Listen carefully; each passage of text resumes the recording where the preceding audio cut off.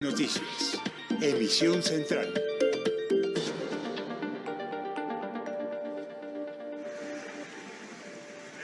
Esta es la imagen del día, la posición que han adoptado las patrullas motorizadas en algunas regiones del país como medida de protección en medio de la oleada de ataques conocida como el Plan Pistola.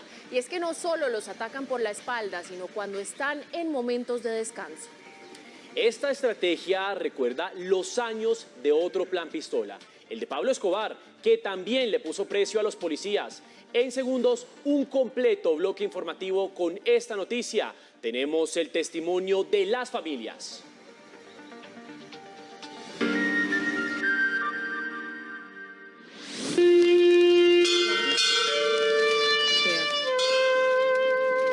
Plan Pistola del Clan del Golfo. La mayoría de policías asesinados son jóvenes y padres de niños pequeños. Un excelente hijo, excelente papá, amigo, compañero. Cada historia es dolorosa y trágica. Don Jorge es el padre del patrullero Ruiz, asesinado en Sucre. Se enteró de la noticia por videos de WhatsApp. Ya son 94 uniformados asesinados este año, según cifras de la policía. Expertos creen que grupos presionan por posible negociación. Atención, el tapabocas vuelve a ser obligatorio en transporte público, estaciones, terminales y aeropuertos. Y otra medida en salud, riesgo por viruela del mono pasó de moderado a alto. 41 estudiantes atendidos y 5 trasladados a hospitales por inhalar extraña sustancia en el sur de Bogotá. Y yo también estoy asustado por entrar a la presidencia de la República. Esta fue la confesión del presidente Gustavo Petro ante estudiantes de la que fue su universidad. Les habló también de hidrocarburos y economía. Presidentes de Chile, Ecuador, Bolivia, Argentina y el rey de España. Les contamos cómo va quedando la lista de invitados para la posesión de Gustavo Petro. Avanza en el Congreso la reglamentación para que inicie el trabajo de curules de paz. Faltan 2 pasos en el trámite. Ya están al aire 2 emisoras de paz en el país y más estaciones se suman al proyecto pactado en La Habana y liderado por los medios públicos. Comerciantes de norte de Santander denuncian extorsiones del grupo denominado El Tren de Aragua. Iniciaron las pruebas para poner a funcionar las turbinas de Hidroituango. Atención a este fallo de la Corte. A los niños no les pueden prohibir ensayar música en sus barrios y conjuntos, así sea con la sonora batería. En el mundo sigue la gira del Papa en Canadá. Hoy pronunció homilía ante 50.000 personas. En deportes no paramos de celebrar por la selección Colombia femenina en la Copa América. La foto con la que inició todo. Les contamos cómo ha sido el camino de éxitos y dificultades del fútbol femenino. Crónica RTVC Noticias. Esperen oportunidades. Hay 1.600 vacantes en el sector público. Y en Cultura hablamos con Martín Nova, el director de la película Leyenda Viva, que ya se puede ver en las salas de cine colombianas. El vallenato va. Buenas noches. Siguen los ataques contra la policía en lo que el Clan del Golfo ha llamado el Plan Pistola contra los uniformados. Este grupo criminal le ha puesto precio a los patrulleros y paga por cada uno de los asesinados. Las víctimas tienen en común que son en mayoría jóvenes policías y en medio están las familias con sus dolorosos duelos y pérdidas. En las últimas horas, otros 2 policías fueron asesinados en Sucre y norte de Santander.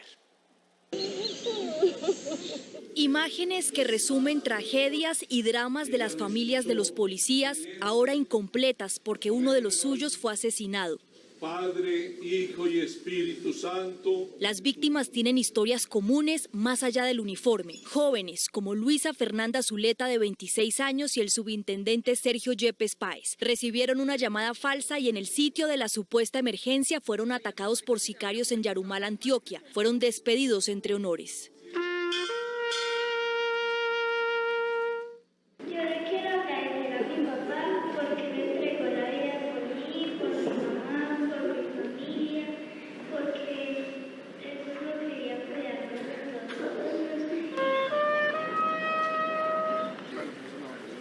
Es muy triste que una persona salga a laborar y pierda su vida.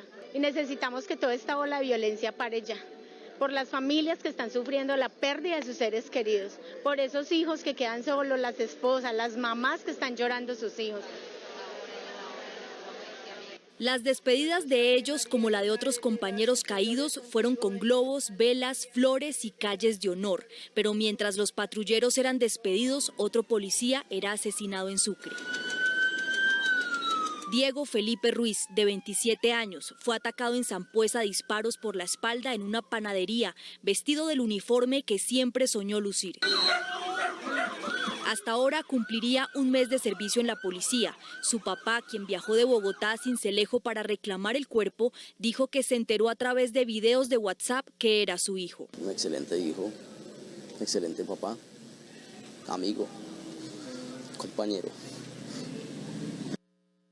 Y la historia es aún más dolorosa. Tenía una esposa y una hija de 3 años, un hogar que dejó en Bogotá para servir al país y quienes hoy se quedaron sin un esposo y un padre.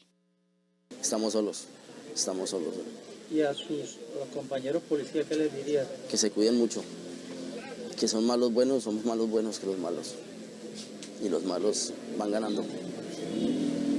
Hay que ponerle freno de alguna u otra forma, pero hay que ponerle freno.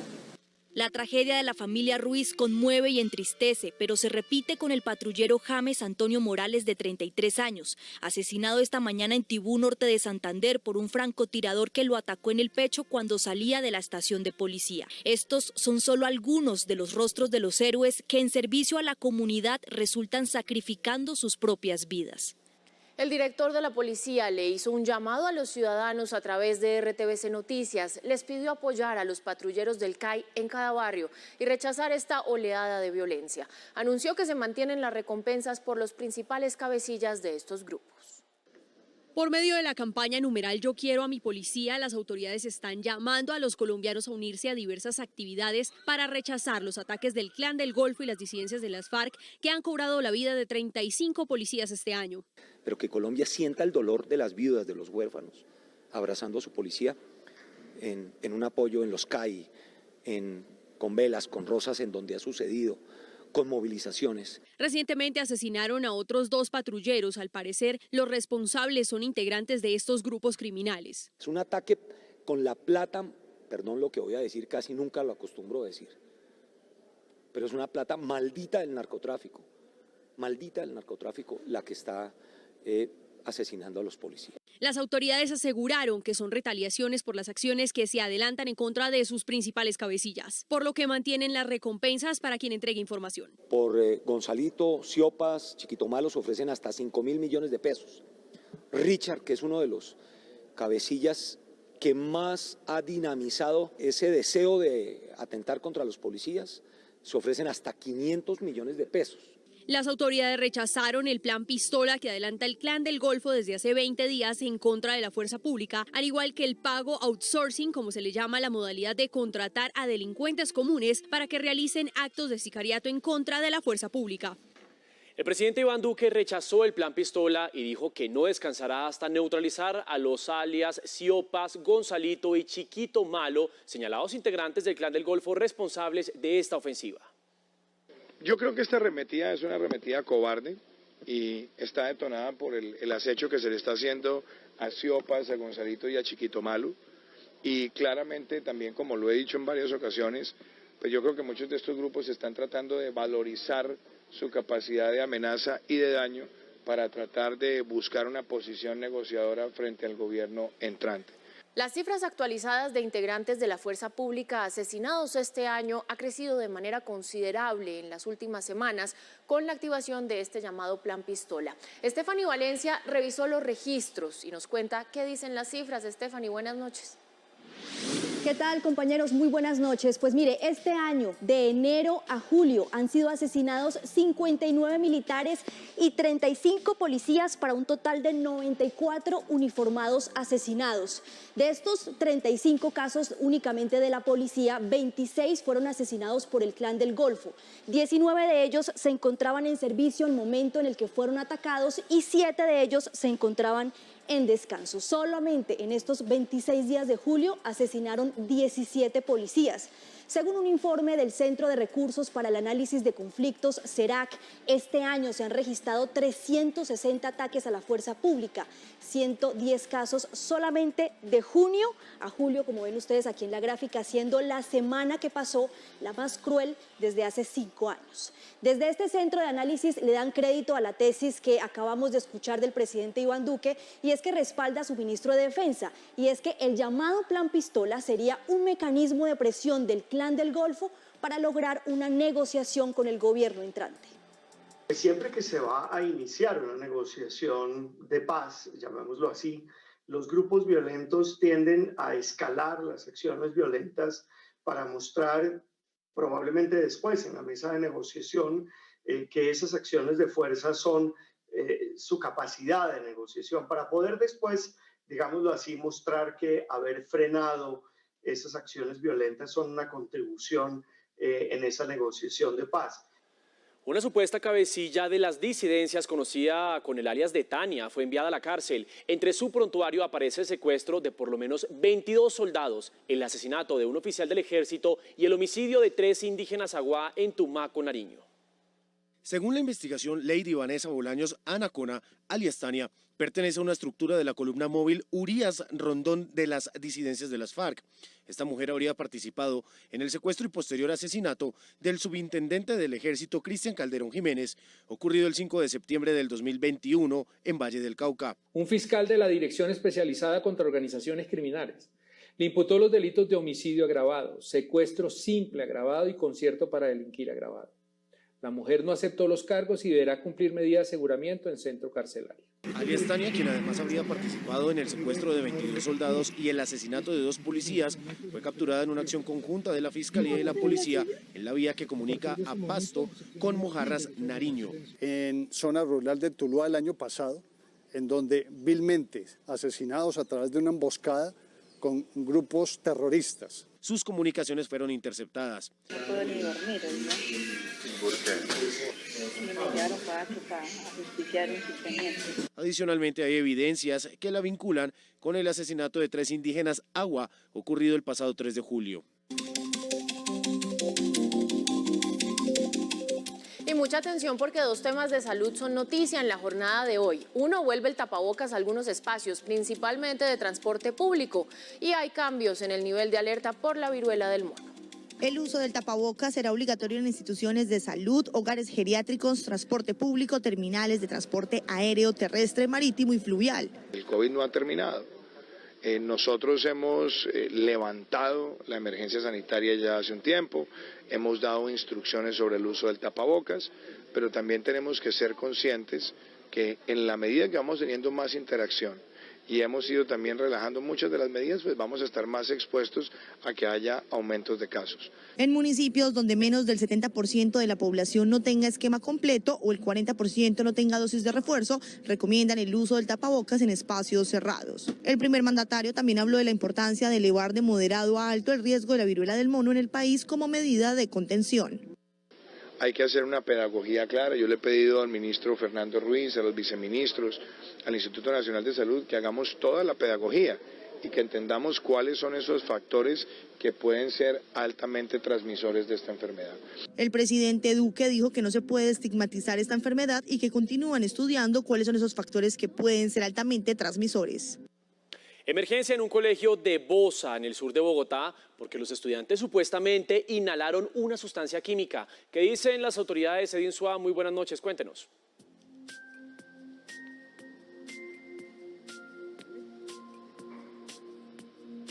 Hola, ¿qué tal? Muy buenas noches. Bueno, hay que decir que por fortuna estos 5 jóvenes menores de edad que fueron trasladados a un centro asistencial cerca de esta institución educativa ya fueron dados de alta, se encuentran con sus familiares. Mañana las clases se harán normalmente en la jornada de la mañana y la tarde. En el siguiente informe les contamos lo que sucedió después de las 10:30 de la mañana, la preocupación de los padres de familia, de los estudiantes y también de los docentes.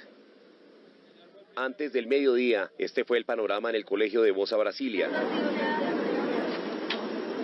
Pues que estaba un poquito como ahogada, pero ya está bien. La niña estaba mal, pero la profesora no me dijo que estaba desmayada ni nada. La profesora cuando llegué fue lo único que me dijo fue que un niño había echado un gas.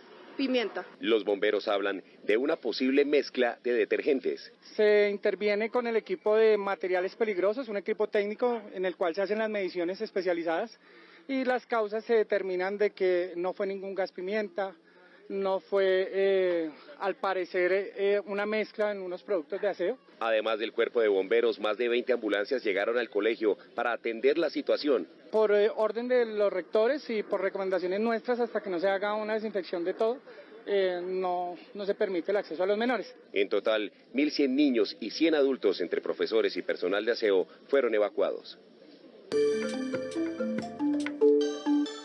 El presidente electo Gustavo Petro estuvo hoy con estudiantes de la Universidad Externado y allí les hizo una confesión. ¿Qué fue lo que les dijo John López? Buenas noches.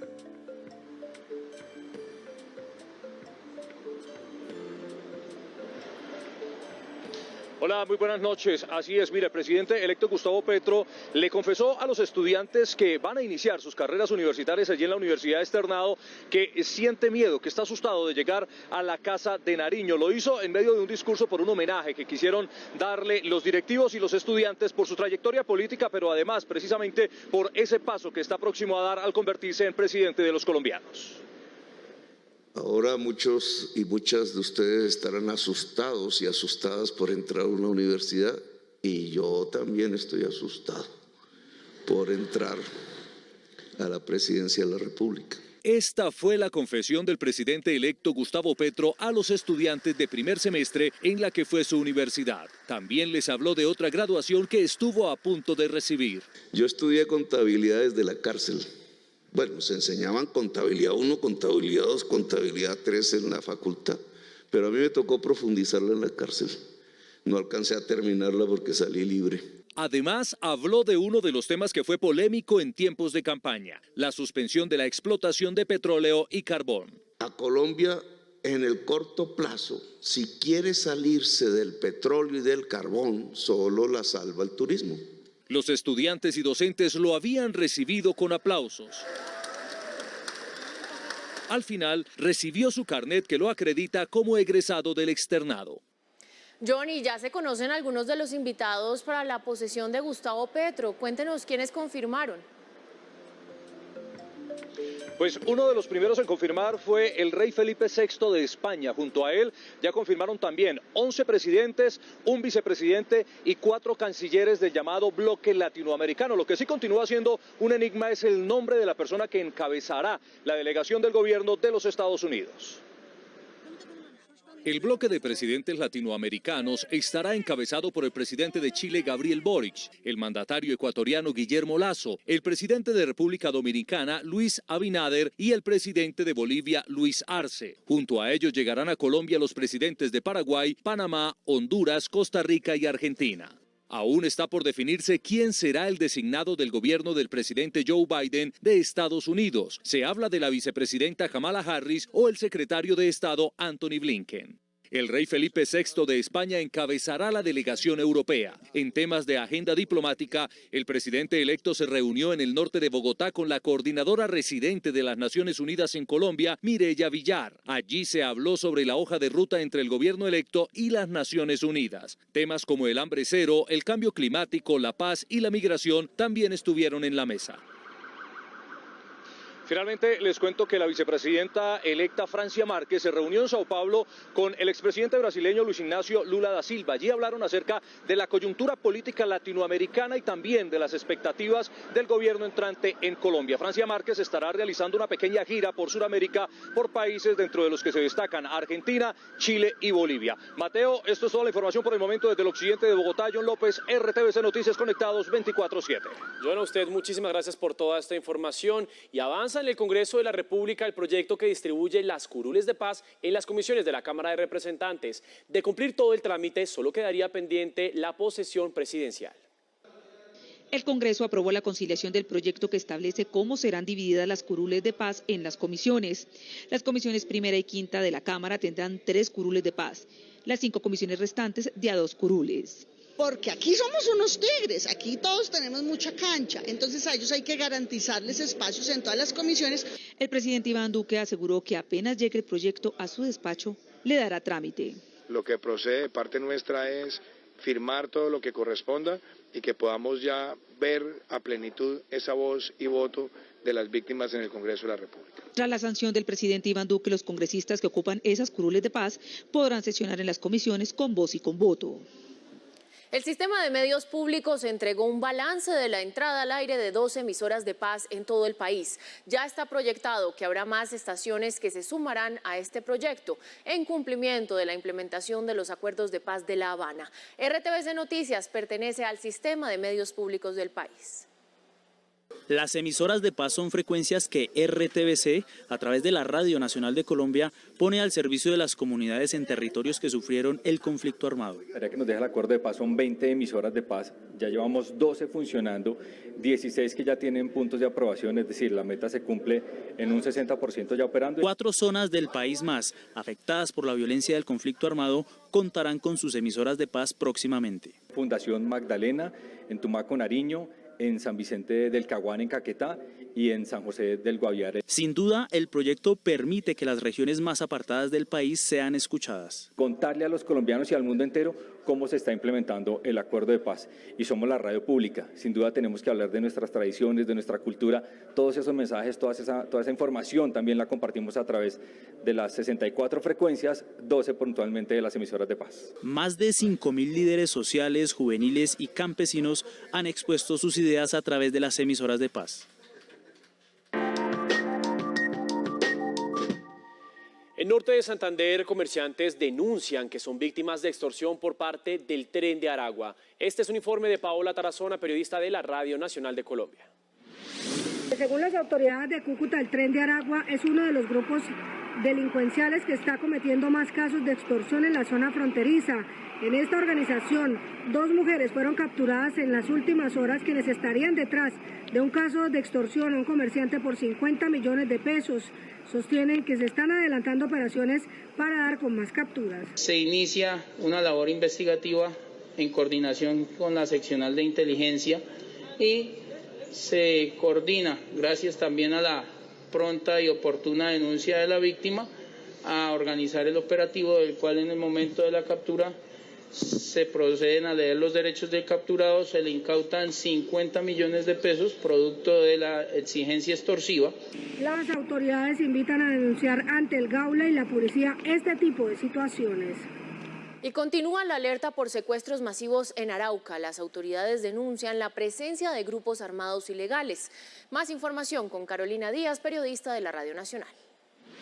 Juan Carlos Torregrosa, coordinador de la Secretaría Jurídica de la Fundación de Derechos Humanos Joel Sierra, aseguró que siguen de cerca el caso de las 10 personas secuestradas en la vereda Alto Purare de Tame, Arauca. A su vez, manifestó que los habitantes de este sector vienen denunciando desde hace varios meses la presencia de grupos armados, constantes enfrentamientos y la decisión de confinarse ante la falta de garantías en seguridad. Estamos haciendo el llamado a los organismos como la Cruz Roja Internacional, la Organización de Naciones Unidas, a hacer todos los contactos posibles para lograr que la organización rebelde que al parecer sostiene los deje en libertad. Hasta el momento, la fuerza militar y las autoridades competentes mantienen la situación en sigilo. Se sabe poco de las personas que fueron secuestradas en zona rural de Arauca. Noticias RTVC y Radio Nacional de Colombia, conectados 24/7. La Fiscalía imputó un nuevo delito a Milton Libardo Jiménez, el exfuncionario del IMPEC que habría facilitado la fuga de alias Matamba. La Fiscalía imputó el delito de homicidio agravado en contra de Milton Libardo Jiménez Arboleda, vinculado también a la investigación por la fuga de Juan Larrison Castro Estupiñán, alias Matamba. El exfuncionario estaría involucrado en el asesinato de un dragoneante de la cárcel de Caloto, Cauca, en mayo del 2010. La víctima se trasladaba en una moto a su lugar de residencia en Santander de Quilichao, Cauca, y fue interceptado en el camino por 2 hombres armados que le causaron la muerte. Las evidencias revelan que Jiménez Arboleda habría conseguido y aportado parte del dinero que les fue entregado a los sicarios para ejecutar el crimen. Porque el dragoneante supuestamente lo reportó ante los superiores y pidió su traslado inmediato por sus posibles actuaciones de indisciplina.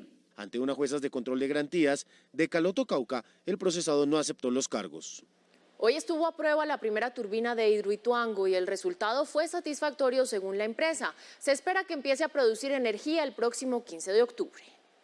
Cuando a las 2:30 sonó esta sirena, quedó confirmado el éxito de las pruebas en seco de los equipos de Hidroituango. Era clave ver cómo funcionaba la primera turbina porque garantizaría el funcionamiento de la generadora de energía. La fecha, 15 de octubre, para ya la puesta en funcionamiento de un proyecto que sin ninguna duda es el proyecto más complejo hoy del planeta. En estos momentos nos encontramos en la casa de máquina de Hidroituango. Como pueden ver a mi respaldo se encuentra el sistema de control del generador número 1 que puso en funcionamiento la turbina número 1 que generaría la energía para los colombianos. Vamos a estar produciendo $1 millón diario. Eso es, al dólar de hoy, 4.500 millones de pesos diarios. Pero además eso tiene un impacto sobre las tarifas de energía que pagan hoy los colombianos. Esta nueva fase garantiza la seguridad de las familias aguas abajo. Poniendo estas máquinas a funcionar, vamos a buscar disminuir el uso continuo del vertedero para poderlo revisar y digamos que disminuir el riesgo de las comunidades aguas abajo. Este megaproyecto que se inauguraría a finales de noviembre con la generación de 600 megavatios que equivalen al 17% de la energía de todo el país. A 56 asciende el número de víctimas fatales que dejó el incendio en la cárcel de Tuluá el pasado 28 de junio. 4 reclusos permanecen en observación y otro está en una unidad de cuidados intensivos. Más información con los periodistas de la Radio Nacional. En el Atlántico, las autoridades atribuyen a una disputa por el control del negocio del microtráfico la racha de 15 homicidios que tuvo lugar en el municipio de Soledad la semana pasada y que tuvo su punto más álgido el pasado domingo con un triple homicidio, en medio del cual perdió la vida un adolescente de 17 años. 250 familias del corregimiento Playa Rica en zona rural del municipio de San Antonio, Tolima, amanecieron por enésima vez inundadas por cuenta del desbordamiento del río Cocuana. Esta situación ya la vienen padeciendo desde hace 5 años, cuando se empezaron a conocer de grietas y otros defectos estructurales en el muro que ha contenido las aguas por años del afluente.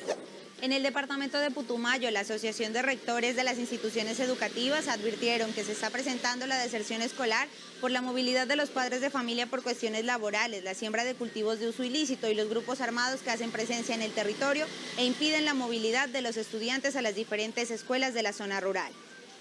La Corte Constitucional advirtió que el derecho a la libre expresión artística de los niños y los adolescentes es fundamental para el desarrollo de su personalidad. Y es que una familia interpuso una tutela porque a un adolescente le prohibieron recibir clases de batería en su casa. La Corte Constitucional estudió una tutela presentada por la madre de un joven de 15 años de Medellín, a quien le prohibieron sus clases de música en el lugar de residencia por el ruido que producía la batería que tocaba. Se tiene que la orden de suspensión se expidió sin que se adelantaran las investigaciones y análisis pertinentes y sin que se diera al menor y a su familia la oportunidad de defenderse y presentar alternativas de solución. Durante la pandemia, la madre acordó con la administración del lugar donde viven que solo podría tocar 1 hora por la tarde. Sin embargo, en 2021 la nueva administración le informó que a raíz de varias quejas debían cancelar las clases. Violó el derecho al debido proceso del joven, puesto que el reglamento no contempla que esa sola circunstancia sea suficiente para impedir de manera absoluta el ejercicio de los derechos a la educación, la libre expresión artística, el libre desarrollo de la personalidad. El alto tribunal advirtió que en caso de que el joven decida retomar las clases, la administración deberá permitirle 1 hora diaria entre las 4 y 5 de la tarde, e igualmente la familia del adolescente deberá insonorizar la habitación o el espacio donde ensaye con su batería.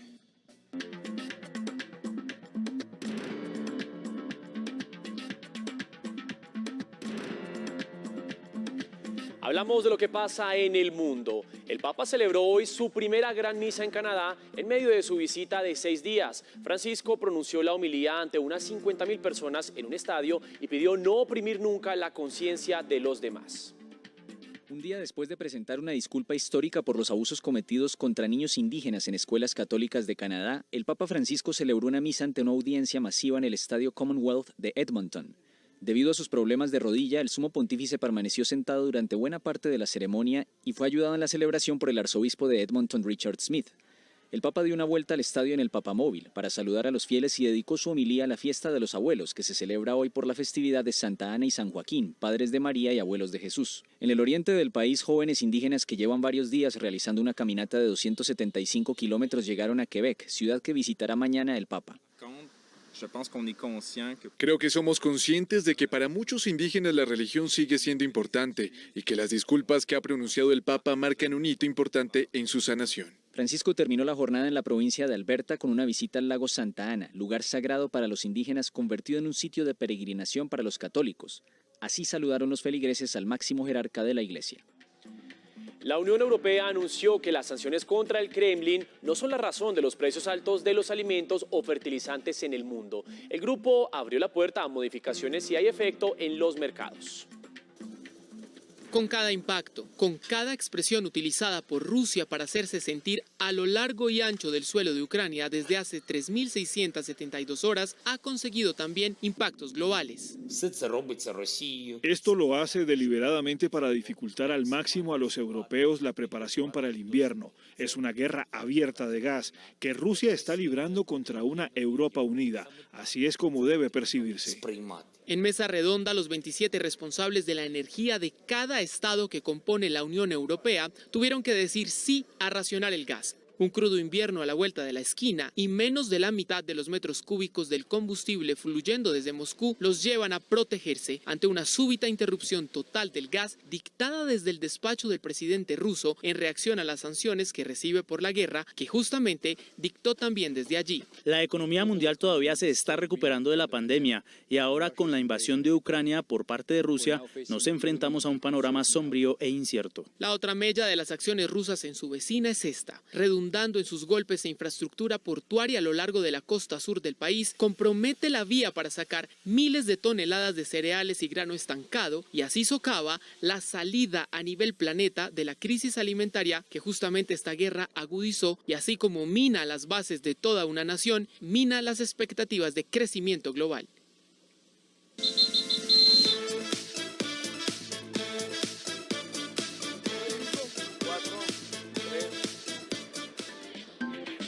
Hola, ¿qué tal? Muy buenas noches, bienvenidos a la información deportiva. Aún aquí en la ciudad de Bucaramanga hacemos eco con la victoria de la selección Colombia sobre Argentina, una victoria que le da no solamente el paso a la gran final, sino también la clasificación al Mundial y a los Juegos Olímpicos. Nosotros estuvimos siguiendo el paso a paso de las jugadoras, la victoria número 3 en ese historial que teníamos entre el albiceleste y la tricolor. Luego fue Mayra Ramírez que quedó frente al arco pero con perfil cambiado, pelota al travesaño. En el segundo tiempo, más polémicas. Ramírez llega con peligro de gol. Sofía Brown que la engancha y la jueza chilena volvió a decir no, no, no. Y la Mundial y va a París a ganar el título del campeonato. En este caso las cifras van del lado de la selección Colombia, una de ellas, Lacey Santos, está deportiva. Llevo a ella desde hace 5 años atrás, desde prejuvenil, más o menos cuando tenía 13 añitos.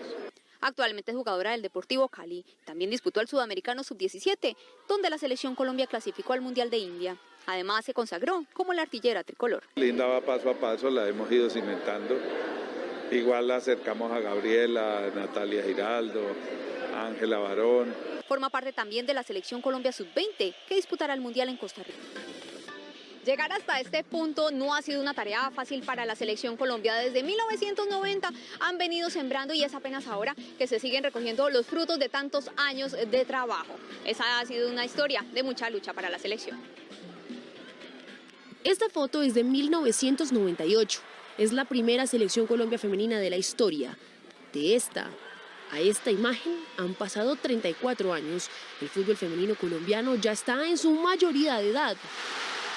Los pasos vistos hoy en perspectiva son lo mismo que una difícil y larga escalera.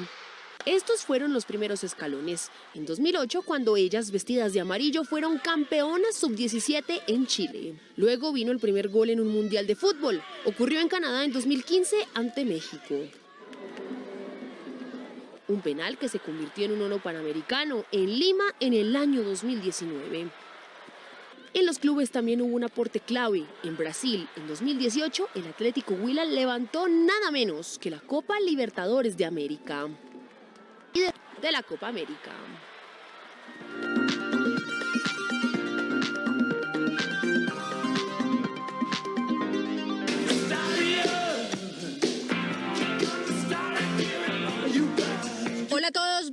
Bienvenidos a las noticias culturales. Yo les cuento que hoy cumpleaños uno de los más grandes del rock, no solamente por su música, sino también por la manera en que ha encarnado los ideales del movimiento: libertad, igualdad, rebeldía. Les estoy hablando de Mick Jagger, líder de los Rolling Stones, que hoy cumple 79 años.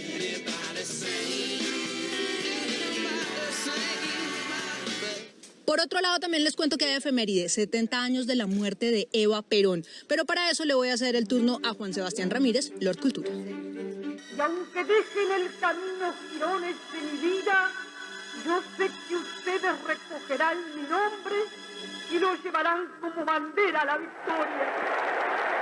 Este fue el último discurso de Eva María Duarte de Perón. Sin titubeos envió un mensaje a los traidores, llamó a salir a la defensa del gobierno de su esposo Perón y se reencontró con el pueblo. Sin embargo, 2 meses más tarde, Eva falleció a los 33 años de un cáncer de cuello de útero. Así se inicia el más extraordinario y sentido velatorio que recuerda la historia de la humanidad. Ella muere un 26 de julio a las 8:25. Nosotros le prendíamos velita en cada esquina. Justicia social, o era social o se arrancaba la venda hipócrita de los privilegios que la interesan. En sus tiempos de actriz y luego como figura política, abanderó a los humildes, a los trabajadores y a las mujeres. Fundó y presidió el Partido Peronista Femenino, una lucha que no solo quedó en el discurso, sino que tradujo en hechos al lograr la ley del voto de la mujer. Bueno, lo que hizo Eva fue correrse de un lugar de mujer, de acompañante de la política, sino ponerse adelante de la política, construir y organizar a las mujeres de esa época para que podamos hacer política. Recibo en este instante de manos del gobierno de la nación la ley que consagra nuestros derechos cívicos. No es la solemnidad que inspira, sino la irreverencia, la rebeldía y la fuerza de una mujer que no dejó nada para después y a la que le bastaron tan solo 33 años para ser inmortal.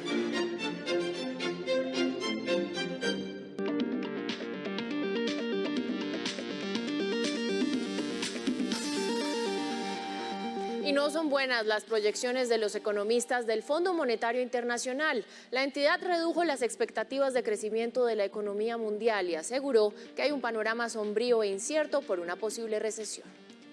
La previsión de crecimiento global del Fondo Monetario Internacional para este año cayó de 3,6 a 3,2%.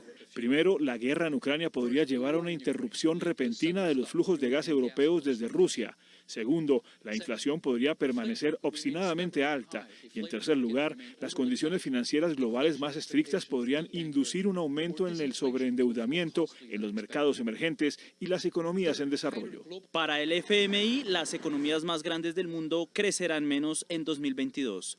La de Estados Unidos bajó de 3,7 a 2,3%, la de la zona euro de 2,8 a 2,6%, la de Japón de 2,4 a 1,7% y la de China de 4,4 a 3,3%. América Latina es la excepción. El organismo subió su previsión de 2,5 a 3%. La revisión en América Latina y el Caribe también es en alza gracias a una recuperación más vigorosa en las principales economías: Brasil, México, Colombia, Chile. Por ahora, los temores de una posible recesión económica mundial continúan.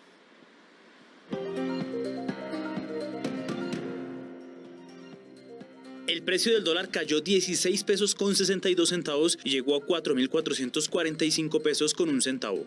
El precio interno de la carga de café subió 19.000 pesos y quedó en 2.267.000 pesos.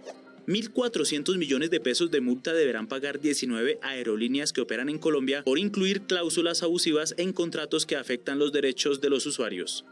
5,5% es la nueva proyección de crecimiento económico para Colombia durante 2022 por parte de Fedesarrollo. Y a propósito de cifras, es martes de los datos del DANE con su director Juan Daniel Oviedo.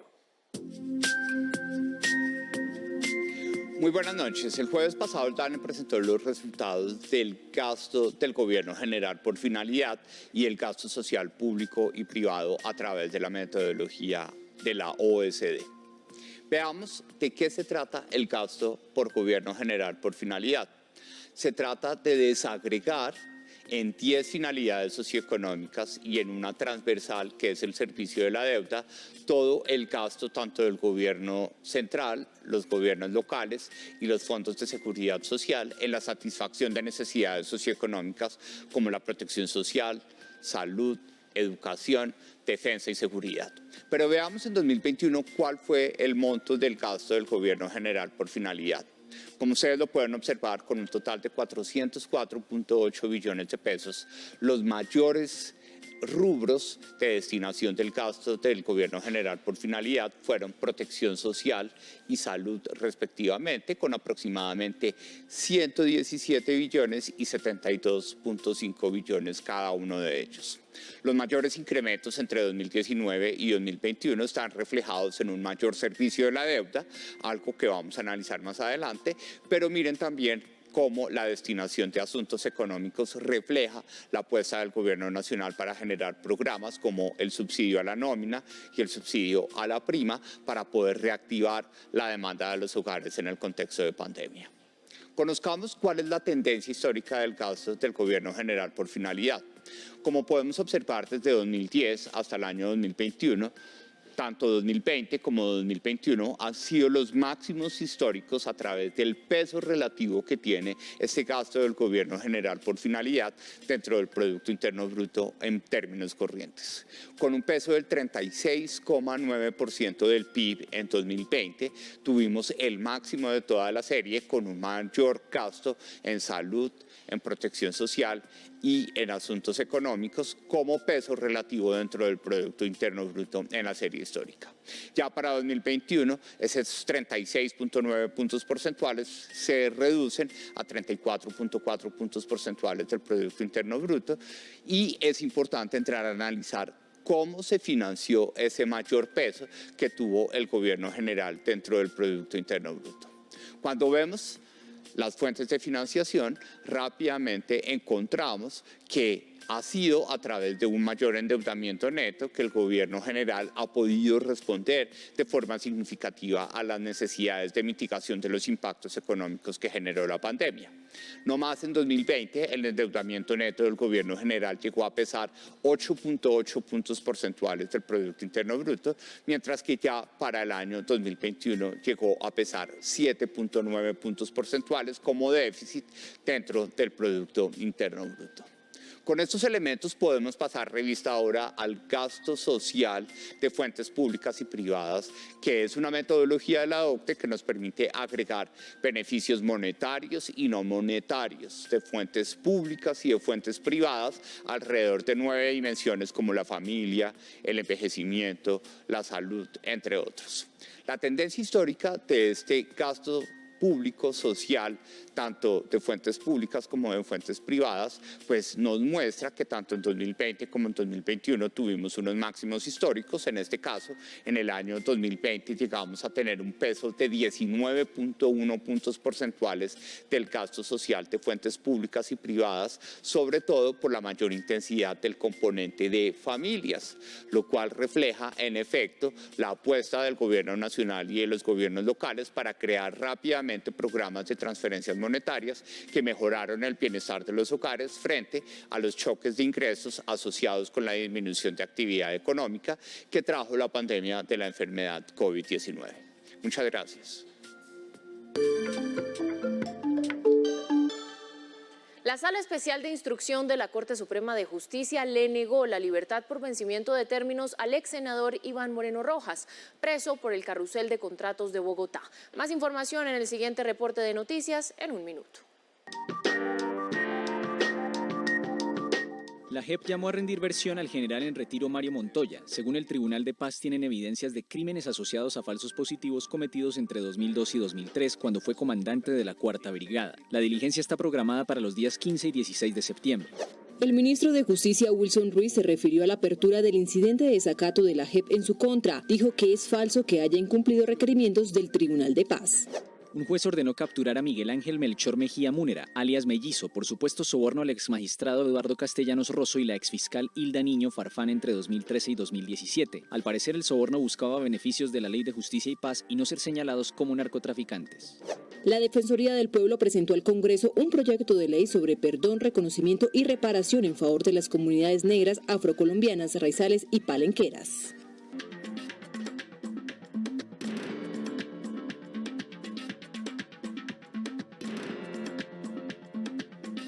Actualizamos la información internacional. Ante el posible riesgo de una hambruna mundial, la Organización de las Naciones Unidas para la Alimentación y la Agricultura en Colombia llama la atención para implementar medidas que dinamicen la producción agrícola y también el abastecimiento de alimentos.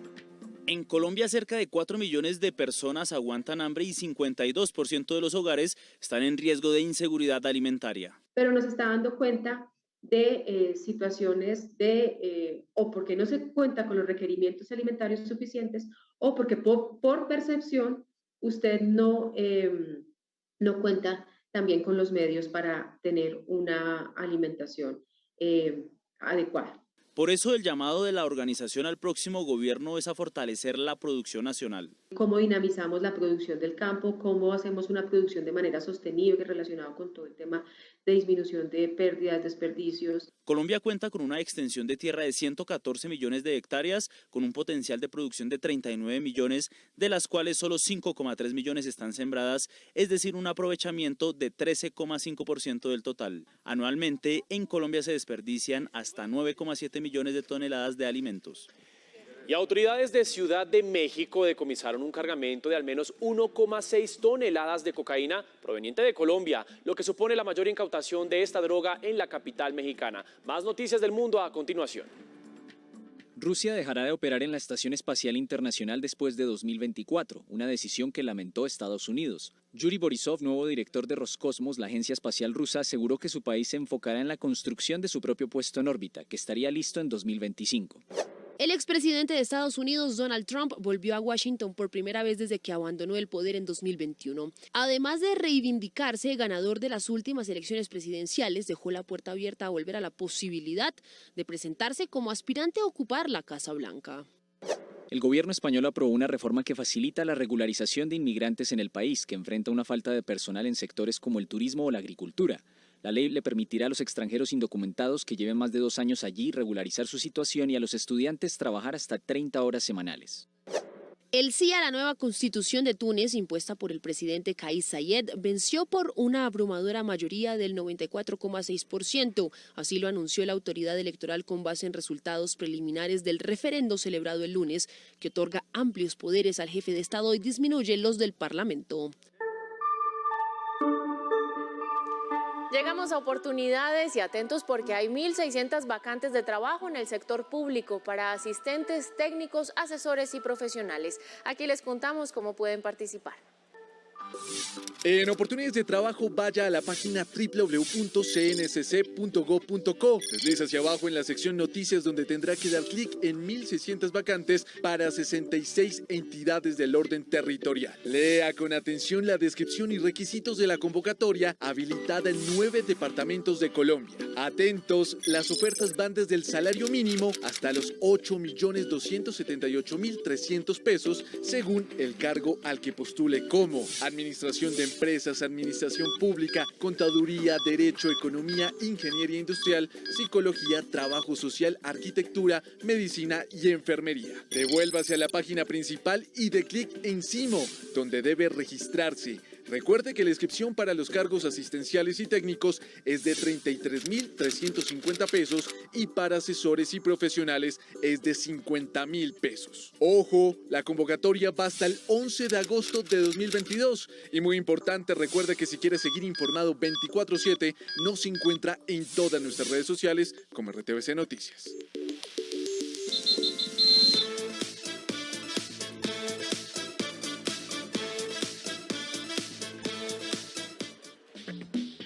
Seguimos con más información del mundo deportivo aquí desde la ciudad de Bucaramanga, desde donde acompañamos el día a día de la selección Colombia, la Copa América Femenina, de este equipo finalista, que es el tricolor, y esto fue lo que nos contaron.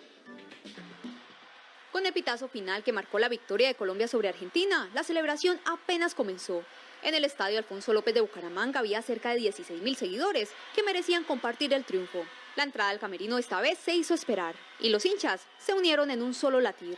Con 4 victorias consecutivas, el título a un paso, más los tiquetes al Mundial y Olímpicos, la tricolor entró al Olimpo de las mejores de la competencia. No, muy contentas, ya queríamos otra vez un Mundial, unos Olímpicos y nada, a disfrutarlo ahora, a vivirlo y nada, ahorita se viene la fiesta entre nosotras, pero con responsabilidad porque tenemos una final. Lágrimas de alegría total de que este grupo de grandes metas y ahí vamos, hoy logramos una clasificación al Mundial y a los Olímpicos que era fundamental para nosotras y ahora vamos con todo por el título, por Colombia, ¡vamos, vamos! El próximo rival está por definirse, pero en el equipo se mantienen firmes con su último objetivo. Necesitamos todo el apoyo de todo Colombia, nos vamos para el Mundial y vamos a ser campeones con la ayuda de Dios, entonces lo esperamos a todos para que vean a través del Señal Colombia.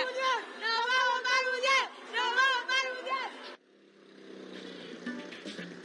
Contagiados quedamos con este ánimo, con esta emoción, claro que sí, de celebración de la selección Colombia femenina. Ahí estamos agendadísimos todos para el próximo sábado a las 7 de la noche. Recuerden que vamos a tener el partido aquí por nuestra casa, por Señal Colombia, esta gran final de la Copa América Femenina. Y precisamente cuando ya culminó este compromiso en medio de la zona mixta en el estadio Alfonso López, pudimos hablar con el presidente de la Federación Colombiana de Fútbol, Ramón Yesurum, acerca de varios temas. Uno de ellos que ha preocupado muchísimo a todas las jugadoras a lo largo de estos días y es el tema que tiene que ver con la realización de la Liga Colombiana de Fútbol. Si definitivamente queda cancelada, si se va a realizar el próximo año, eso fue lo que nos dijo el presidente.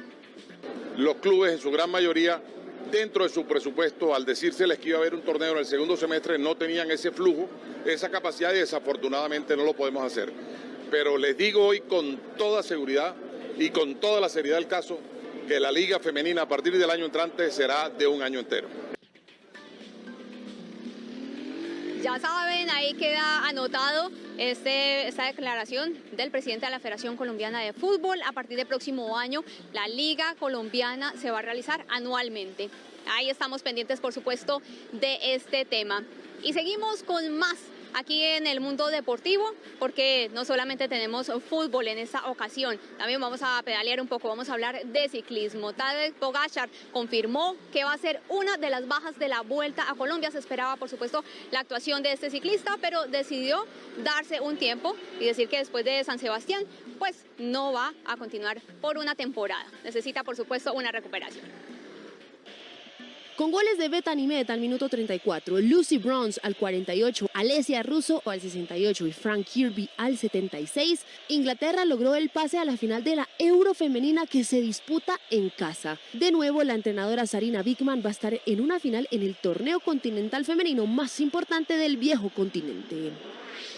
Luis Suárez vuelve a casa. Creo que era inevitable rechazar esta oportunidad de tener la posibilidad de volver a jugar a Nacional. Con este mensaje en sus redes sociales, el delantero uruguayo acabó con la especulación y confirmó que tiene un preacuerdo con el equipo nacional de Montevideo, luego de la especulación que lo ponía en el fútbol de Estados Unidos y que lo ligaba a los equipos Seattle Sounders y Los Ángeles FC.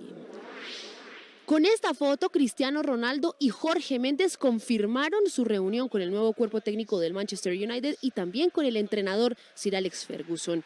Cristiano le manifestó tanto a Erik ten Hag como a Ferguson que no quiere seguir en el equipo inglés, pero que seguirá entrenando con el club mientras defina su futuro.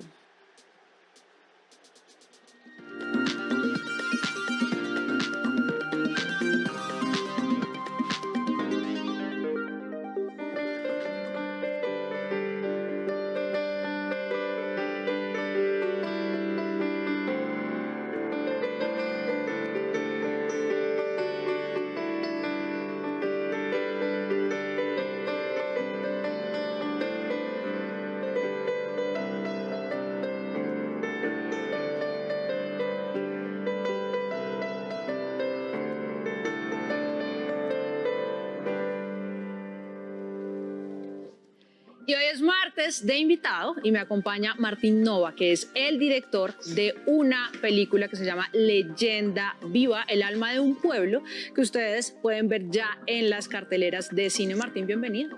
Ahora, muchas gracias. Martín, ¿por qué abrimos con esto? Pues Laura, unas felicitaciones por tu canción de Matilde Lina, que tiene tanto que ver con la película que lanzamos la semana pasada. Estamos desde el jueves en los teatros en todo el país. Y más tocada en este piano de Jimmy Salcedo, que tiene tanto que ver con la historia del vallenato. Entonces lanzamos una película que cuenta la historia del vallenato desde los compositores. ¿Qué tiene de película y qué tiene de documental?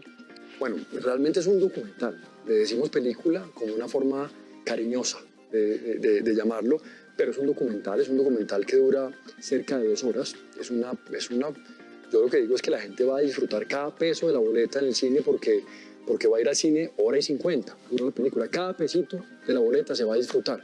Pues qué delicia oír esos vallenatos con los que todos crecimos, esos vallenatos que están grabados en el corazón y en la memoria de los colombianos, porque pues todos conocemos Sin Medir Distancias, todos conocemos La Creciente, canciones que están ahí, todos conocemos Tarde lo conocí, y todas las historias las vamos a contar en la película. Una de las cosas que a mí me parece más interesante es que cuando uno lee la reseña de esta película, se encuentra con que le dicen, vea, yo le voy a explicar cuál es el rol de la mujer en el vallenato. Que me parece que es bastante complejo ese tema porque el vallenato durante muchos años ha sido un género muy machista. ¿Qué nos vamos a encontrar ahí? Yo creo que la palabra machista es un poco fuerte, es un poco dura hablar de machismo y en estas épocas que han cambiado tanto. El vallenato hoy es todo menos machista. El vallenato hoy como género está lleno de mujeres intérpretes, de mujeres artistas. Es solo ir a los conciertos y los escenarios están llenos de mujeres acordeoneras, cantantes. Eso ha cambiado, pero no siempre fue así. El vallenato tuvo su época en que era un género de hombres, donde las parrandas eran hombres, compositores eran hombres y la mujer estaba retirada del vallenato. Ella era la inspiración de las canciones. Eso cambió en cierto momento. Yo no quiero chiviar la película, yo quiero invitarlos a que la vean y entiendan, por supuesto, el rol de la mujer en el vallenato y cuándo cambió. Que también creo que quiero mencionar es el piano. El piano es muy importante en eso porque hay una mujer, se llama la maestra Rita Fernández Padilla. Rita Fernández es la maestra del vallenato, es la primera mujer que se atrevió con las universitarias y llegó al mundo vallenato en el año 68. Bueno, Rita está en la película, Rita la vemos y vemos su historia, pero más allá lo que tratamos de contar en la película es cómo cambió la mujer de ser como Matilde Lina, el objeto o el nombre o una dedicación, a ser la mujer la protagonista del vallenato tocándolo o cantándolo. Buenísimo, bueno, me convenció, así que nos vemos en la sala de cine. Martín, muchísimas gracias por haber estado aquí. Ahora, muchas gracias y yo aprovecho, pues invito a toda la audiencia de ustedes tan especial a ir masivamente a las salas, vean esto en cines, vuelvan a los cines, no es lo mismo ver esto en otro formato más adelante, vayan a cine, disfruten, vayan en familia y canten en los cines, en los estrenos que hemos tenido, hemos disfrutado mucho la gente cantando la canción. Buenísimo, bienvenido siempre. Muchas gracias. Canten en los cines, Daniela, va a tocar ir a cantar al cine. Sí, yo ya lo veré ya. ¿Su canción favorita de vallenato? Obsesión. ¿Obsesión? Sí, esa es buena. A mí me gusta La Casa en el Aire de Escalona. También, muy buena. Bueno, y con vallenato, con música y con cine despedimos nuestra emisión central para hoy de ustedes. Muchísimas gracias por acompañarnos en esta noche. Que tengan una feliz noche. Nos vemos mañana. Chao, chao.